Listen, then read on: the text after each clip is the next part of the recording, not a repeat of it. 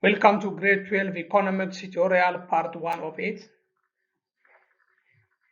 Today we are going to discuss about the Keynesians, Monetarists, New Classical and New Keynesian School of Macroeconomic Thoughts. Baga nagaan dhuftan gara Dorii Tube channel kun barnoota economicsii kutaa 12ffaa marroo isa 8ffaati. Tureen barnoota keenyaarraa Keynesian, Monetarist, New Classical fi New Keynesian jedha. Viidiyoo haaraa dabalataan argachuuf Dorii Tube channel like, subscribe, share gochuu hin dagatinaa.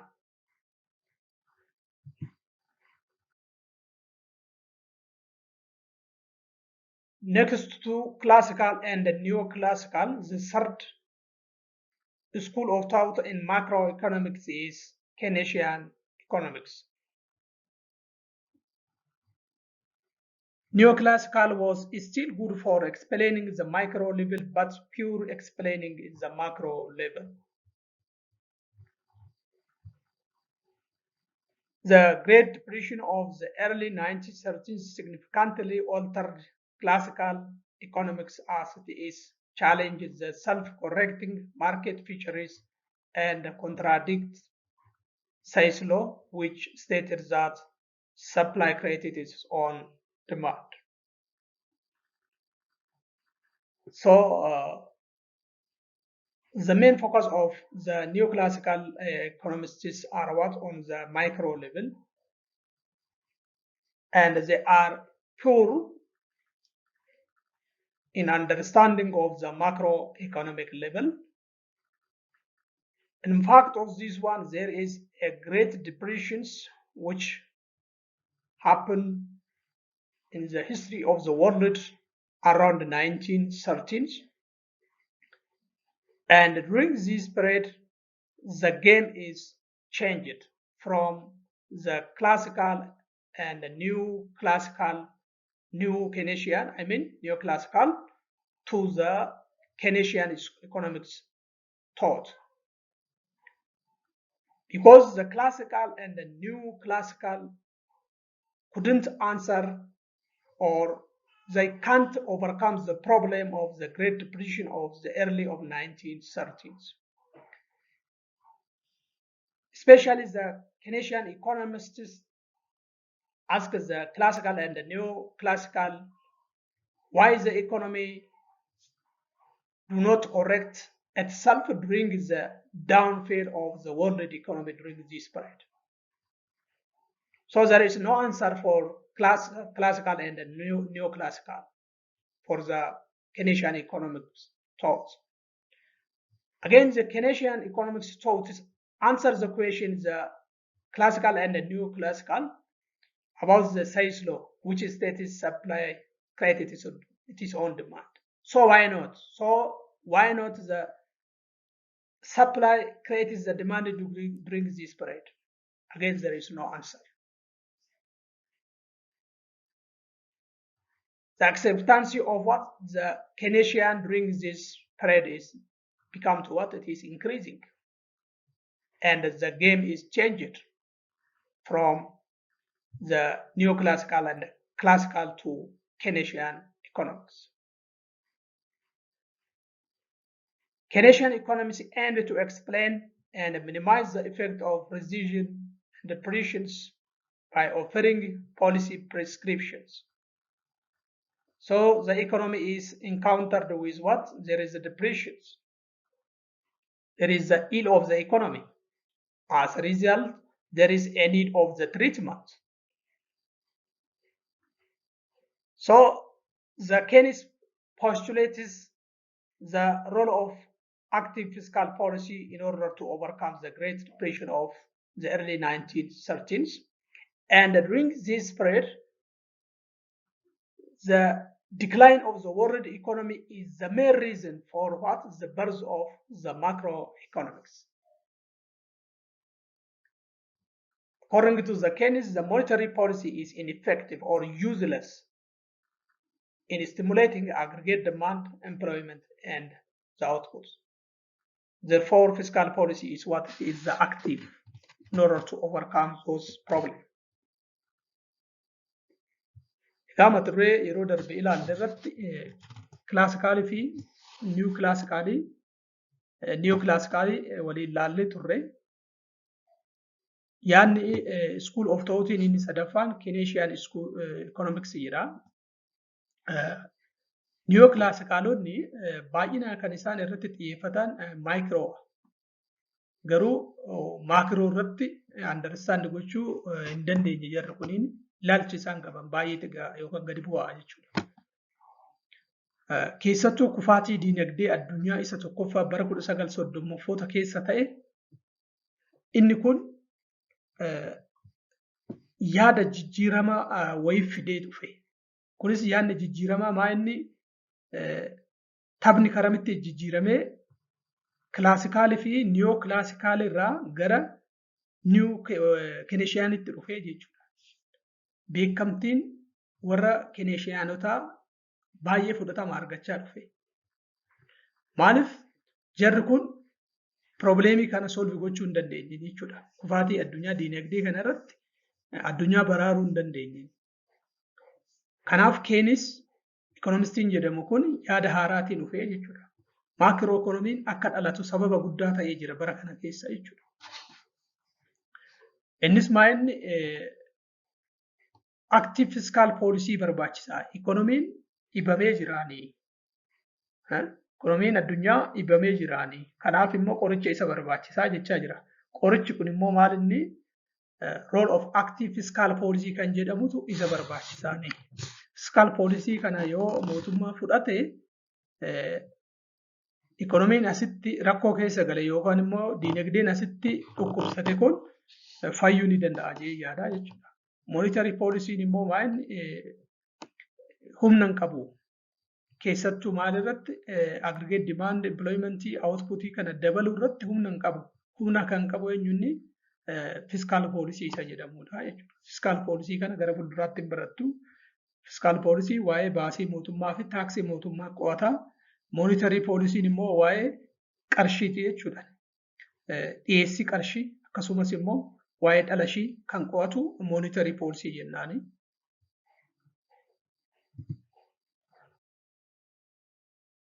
Assumption of the Keynesian economics, aggregate demand determines the level of the economic activities. Fluctuation aggregate demand drive business cycle and unemployment. Government fiscal policy intervention is necessary to stabilize the economy. In order to what? Stabilize the economy. The government policy is very important. Price and wage not always flexible or quick to adjust to change in the demand. What is the assumption of the classical and the new classical? But for Keynes, price and wage are what? Sticky or rigid, not changed. Market efficiency may not hold in the short run. Expectation and animal spirit influences the economic behavior. It means Keynes assumes that the classical economists move in animal spirit, just like us. What do we do mean? The thinking just like us the animals. This is not important according to what the Keynes. Unemployment can persist even in the presence of what the available resource. Even if there is a resource, unemployment is continuing. This is the assumption of the Keynesians. Egaa yaadni Keynesian economistoonni qaban inni tokkoffaan aggregate demand determine level of economic activity jedha. Sochii dinagdee kamiyyuu murteessuu kan danda'u dhiyeessii barbaadamummaa waliigalaa yookaan aggregate demand isa jedhamu kanaani. Aggregate demand kun fluctuate yoo ta'u yookaan immoo vibrate yoo ta'u karamitti dhufa business cycle akkasumas hojii abdummaa kanas immoo maal godha vibrate yookaan akka isaan olii fi gadi utaalan ni taasisa jedha.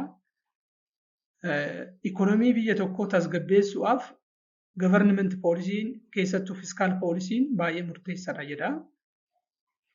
Akka warri classical fi neo classical price and wage are flexible jedhan yookaan ni jijjiirama jedhan. Keynes garuu maal jedha price fi wage dhaabbataadha jijjiiramuu hin danda'u sticky jedha jechuudha. Sticky jedhanii yaada. Market efficiency may not hold in the short run. Dandeettiin maarkeetii self correct of gochuu yeroo gabaabaa keessatti hin hojjetu kan jedhudha. Akkasumas expectationii wanti tokko gara fuulduraatti ni ta'a jedhanii tilmaamuu sunii fi amala bineessummaatiin hafuura bineessummaatiin deemuu suni ikonomii biyya tokkoo miidha jedhee yaada. Amma warra kam hamachaa jira jechuudha. Warra classicalitiin jechaa jiranii akka bineensatti amala bineensaa callisanii yaaduu jechuu barbaadeeti wanta dhugaa hin taane jechuu barbaadee isaan tuqaa jira. Inni torbaffaan riisorsiin amma fe'e yoo jiraate qabeenyi yoo jiraate illee hojii abdummaan itti fufa. Hojii abdummaa dhaabuun hin danda'amu jechaa jira. Kun yaada warra Keynesiiti jechuudha. Main argument of the Keynesian economists, the first one, importance of aggregate demand. Aggregate demand is very important in order to determine the level of economic output, role of government intervention. There is the interference of the government in the economy is very important according to the Keynesian economics. Sticky price and the wage.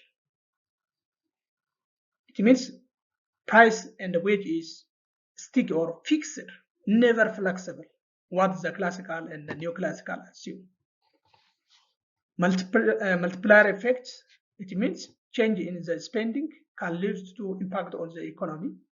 When the government spending, again, when the government tax changes, it may affect the multiplier effects on the economy. Liquidity trap and monetary policy limitation. When the interest rate is low, individual and business prefer to hold cash rather than invest. It means that when there is the price or the return back of the money which the individual invests, if it is very low, so no one is wanted to what? Invest or maybe put his or her money in the bank because the interest rate is what? Low. Rather than individual person prefer to hold cash than putting the money into the banks.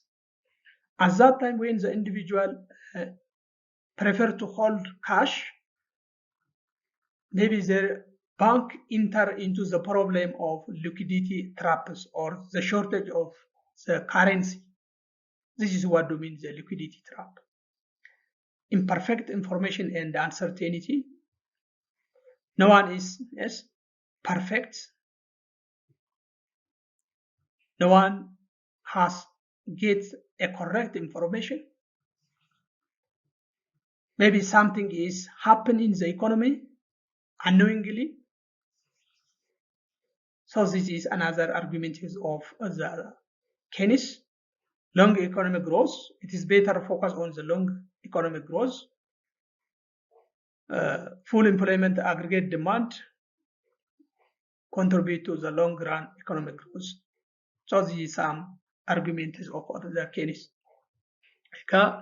Yaanni falmiin warra Keynesian economics jedhaman kun inni tokkoffaan barbaachisummaa aggregate demand yookaan barbaadamummaa waliigalaa isa jennu sanaadha. Aggregate demand jechuun akkasumas gaheen mootummaan dinagdee keessatti qabu guddaa ta'uusaa ni hubannaa asirraa akka yaada warra Keynesiyaanitti.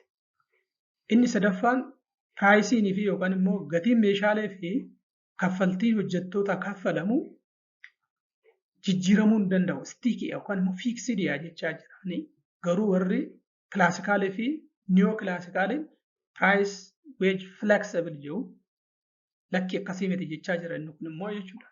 Aggregate demand yoo jijjiirame, supply yoo jijjiirame, jarri kun wajjin jijjiiramuu hin danda'ani. Self correct gochuu hin danda'ani jechaa jira. Multiplier effect jira. Multiplier effect jechuun maal? Fakkeenyaaf mootummaan baasii isaa yoo dabale, yoo hir'ise, mootummaan taaksii yoo dabale, yoo hir'ise, ikonomii irratti maal fidaa? Rakkoo guddaa fidaa. Kun multiplier effect jennaan jechuudha.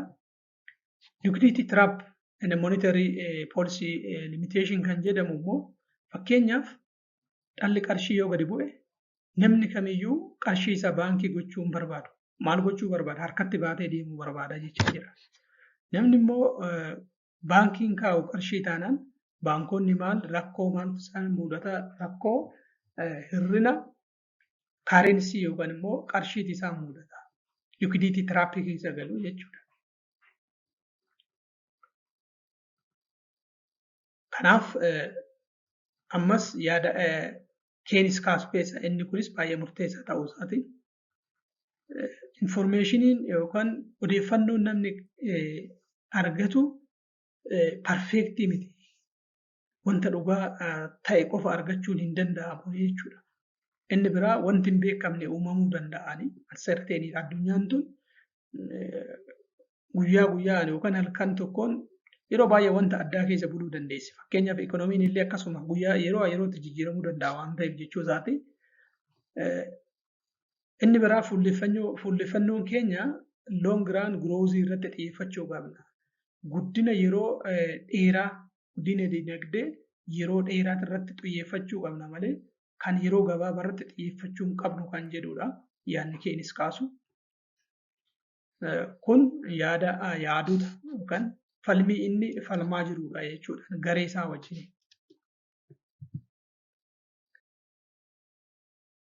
Main criticism of the Keynesian economics. The first one is inflationary risks. Stimulating aggregate demand can lead to inflationary pressure in the economy. When we encourage the aggregate demand, there is an increase in the price. Price is increasing, it means there is inflationary.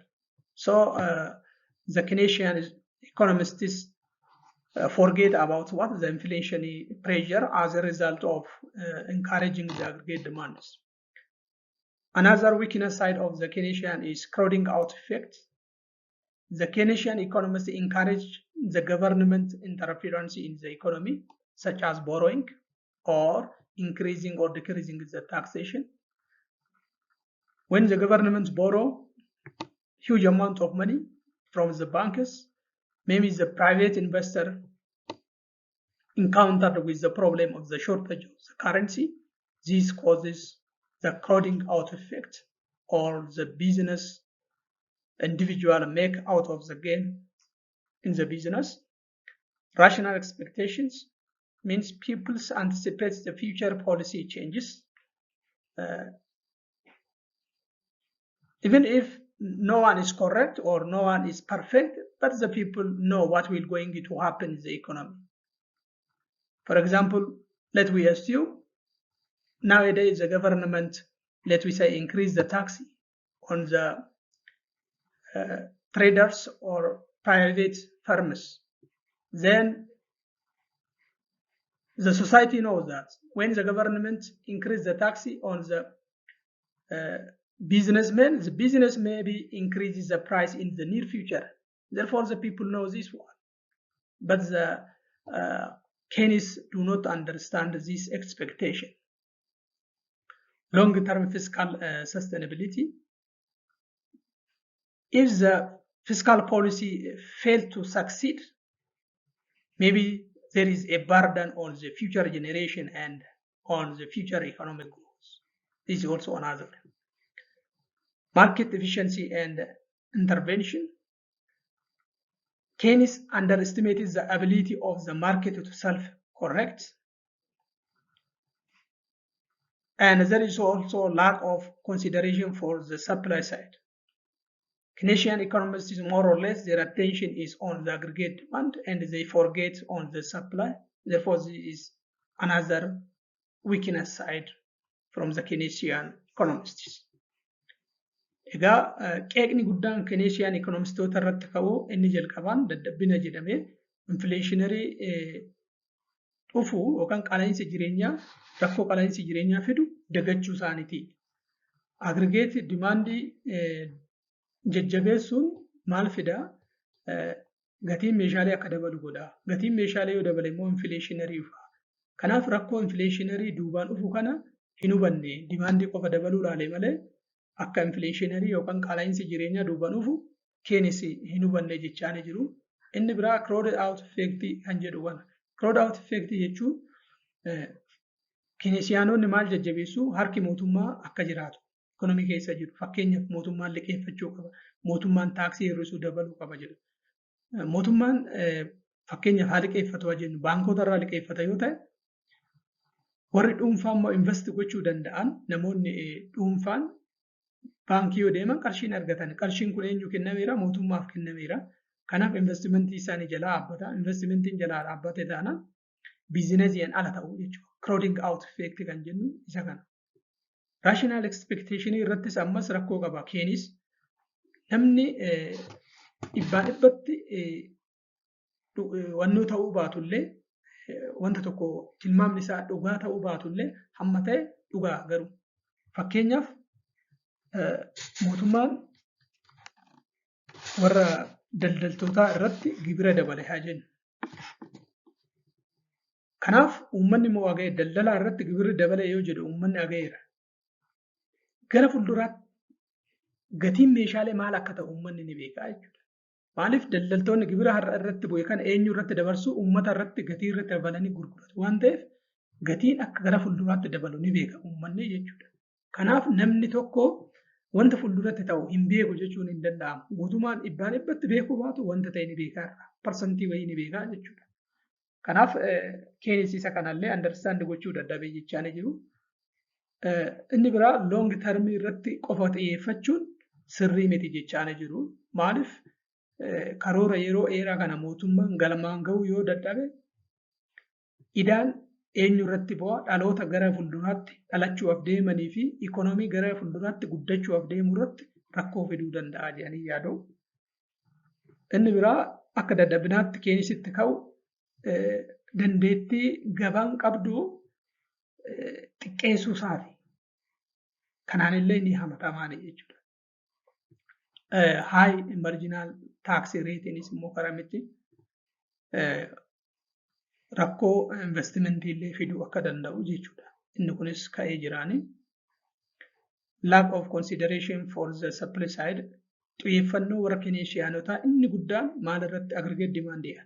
Eenyu irraanfataniiru supply side irraanfatanii jiru. Kunis rakkoo isaanii akka dadhabinaatti itti ka'anii jira jechuudha. The fourth type of the macroeconomics school of thought is monetarist economics. Milton Friedman and the colleagues advocated for monetary policy to address what? Macroeconomic problem. The well-known economist, Friedman and his colleagues or his proponents, especially his students, advocates what? The monetary policy. And they assume that fiscal policy is what? Yes, useless or ineffective in influencing what? Employment and the output.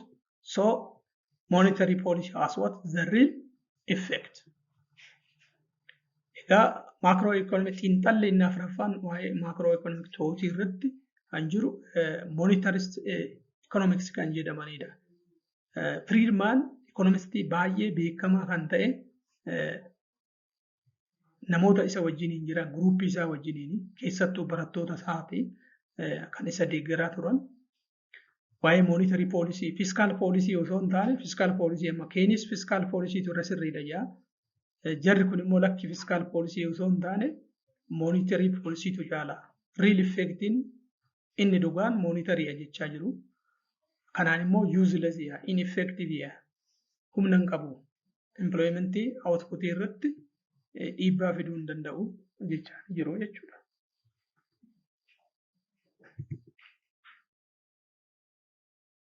Assumption of the monetarist economists.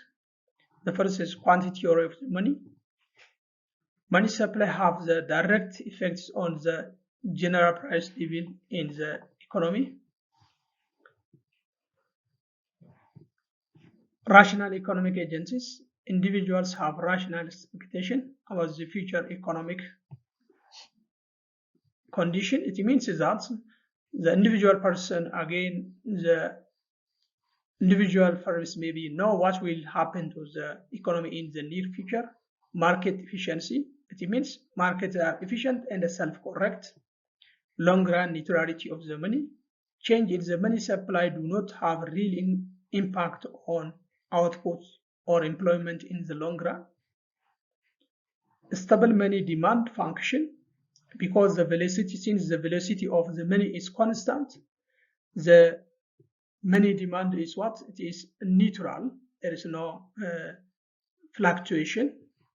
Limited government intervention. They encourage the hands of the government to intervene is the economy must be minimum. And empirical analysis. In order to support their assumption, they use the statistical evidences, data, and empirical testing. This is the assumption of the monetarist economics. Egaa monetarist yaadni isaanii inni jalqabamaa quantity theory of money. Supply yookaan dhiyeessii qarshii gabaa irratti dabaluun gatiin meeshaalee waliigalaa akka ol ka'u taasisan yaada jedhu qabu. Economic agentoonni immoo maayinni raashinaaliidhaan yookaan immoo ni beeku.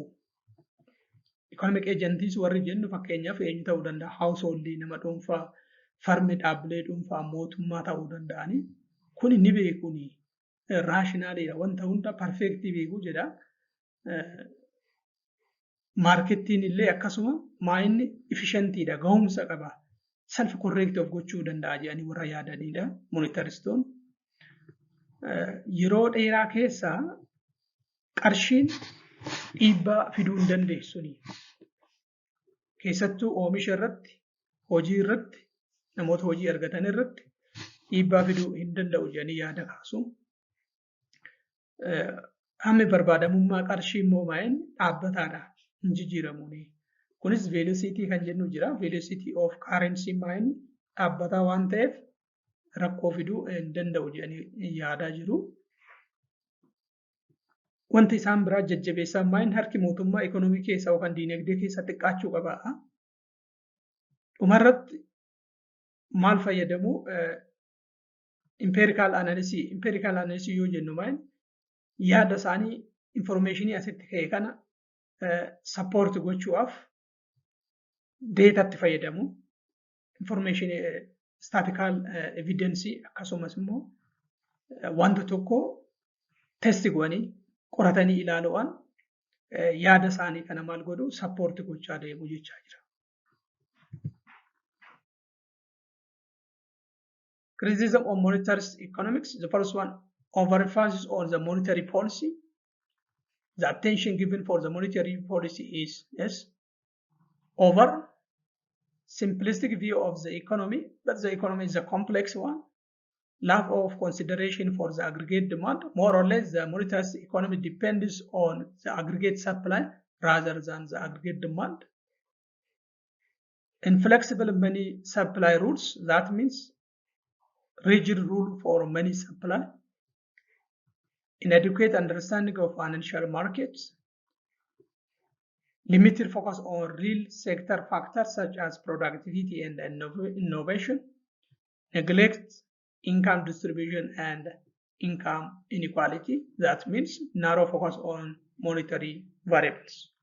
Therefore, those are the drawback of the monetarist economics. Egaa qeeqa guddaa monetaristoota irratti qabu akka rakkootti inni tokkoffaan monetary policy'aaf akka malee iddoo olaanaa kennuu isaaniiti. Humnaa ol iddoo olaanaa kennanii fi jechaa jira. Fiscal policy dagatanii waan ta'eef jechaa jiraanii. Simplistic view of the economy. Economy akka waan salphaa taraa ta'e tokkotti ilaalaa jiraanii jira. Kunis dadhabina isaaniiti. Aggregate demand dhiyaaf iddoon kennine baay'inaan kan isaan irratti monetaristoonni xiyyeeffatan supply irratti aggregated demand irratti garuu xiqqaadha. Mani supply yookaan dhiyeessiin qarshii immoo rigidii ta'uu isaati jechuudha. Inflexibility metiidini.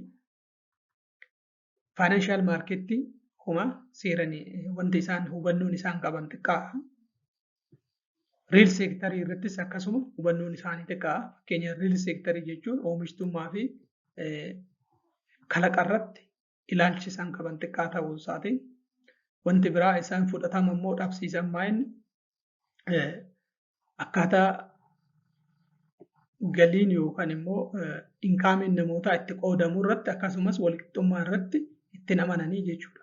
Kun dadhabbina warra eenyuti monetaristootati jechuudha. The fifth one, new classical economics. They are natural successor of the classical economists. So the new classical economists, they are the successor of the classical, the follower of what? The classical economists. Advocates or proponents of the new classical economics are Robert Lucas, again, Thomas Sergent, Barrow, Edward Prescott. Those are, all of them are American economists, and they are the well-known in macroeconomics. Egaa inni shanaffaan xiinxalli diinagdee irratti kennamu garee new classical warra jedhamanidha jechuudha. New classicalonni kun hordoftoota eenyuti? Hordoftoota classicalii isa jalqaba laalle sana jechuudha. Isaan hordofanii yaada isaanii hordofanii deemu. Kun immoo baay'inaan warra yaada kana deeggaranii jechuudha. Namoonni kun baay'ee beekamoodhaan keessattuu macroeconomics growth indigenous growth jedhamu keessatti baay'ee beekamu. Hundi isaanii immoo eenyuun lammii Ameerikaati jechuudha. Macroeconomic keessatti hedduu beekamu namoonni kun. The new classical stresses mathematical techniques.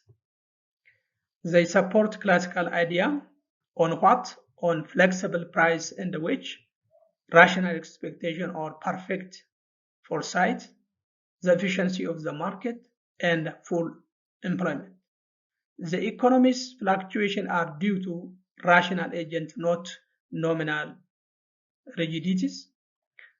The policy ineffectiveness proposition, individuals are forward-looking and adjust their behavior based on their expectation of the future action and economic outcomes.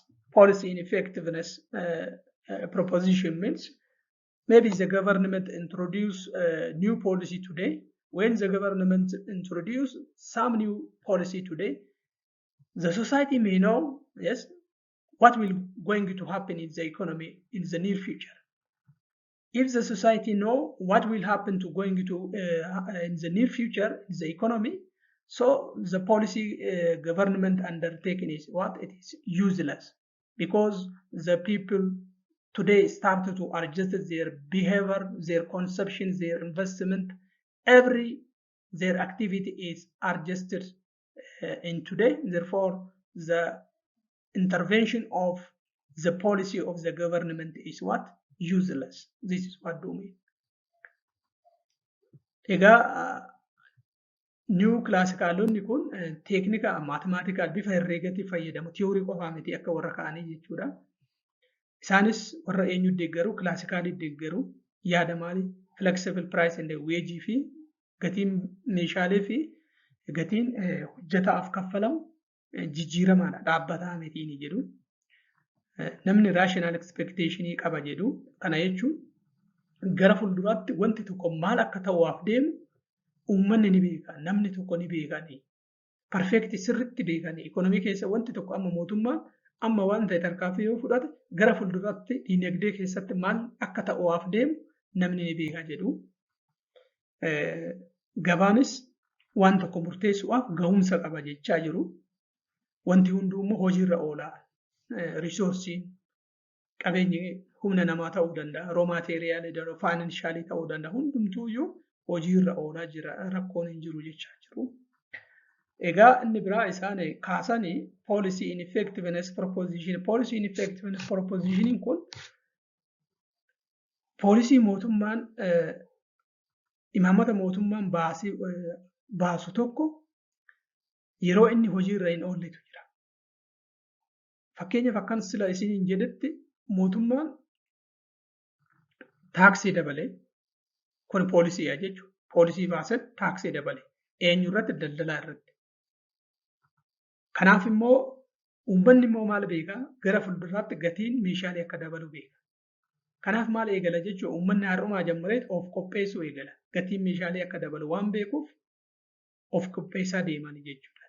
Haala itti fayyadama isaa, qarshii isaa, seevingii isaa, wanta hundumaa of qopheessaa waan deemuuf poolisii mootummaan amma fudhate kun gara fuulduraa irratti maal inni hojiirra ooluu hin danda'u, hiikan qabu jechuudha. Maaliif uummanni durseet of qopheessaa deemaa jechuudha. Kun poolisii ineffectiveness propositionii kan jennu isa kanaa jechuudha.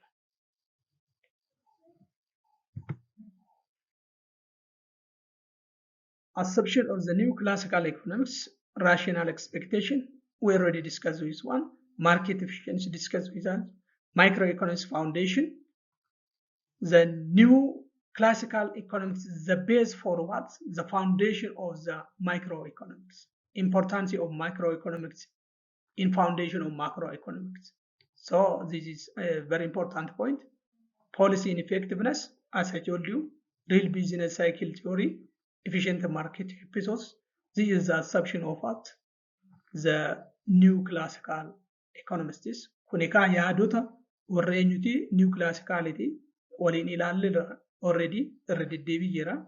Rational expectation isin itti beera. Namni tokko wanti tokko gara fuulduraatti akka maal akka ta'uuf deemu ni beekani.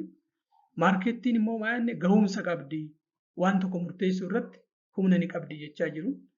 Microeconomicsiin akka macroeconomicsiin uumamuuf gahee guddaa taphatee jiraani. Branch economicsii lamatu jira jenneera. Microeconomicsii fi macro jenneera. Kanaaf macroeconomicsiin akka dhalatu sababa guddaa kan ta'u microdha jechaa jiru. Policy ineffectiveness amma isiniin jedheera. Poolisii amma mootummaan baasu gara fuulduraatti deebii hojiirra ooluu dhiisuu danda'a. Uummanni dursee waan sanaaf of qopheessaa waan deemuufi real business cycle jenneera. Efficient market hypothesis isaan kana gara fuulduraatti bal'inaan barattu ittiin dabbatina. The last macroeconomic thought is New Keynesian. So New Keynesians are the successor of what? Keynesian. They are the follower of the Keynesian. They are the supporter of Keynesian economics thought.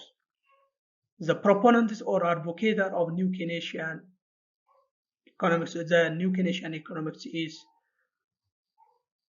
Akerlof, again, Edward Phillips, Tyler, Fisher, Oliver Brancher, and Gregor Mankiw.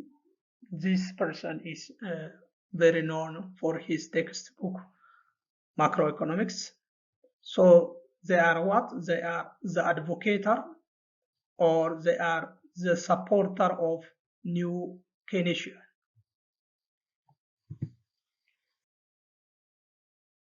New Keynesian economics are successor of the Keynesian economics, as I told you.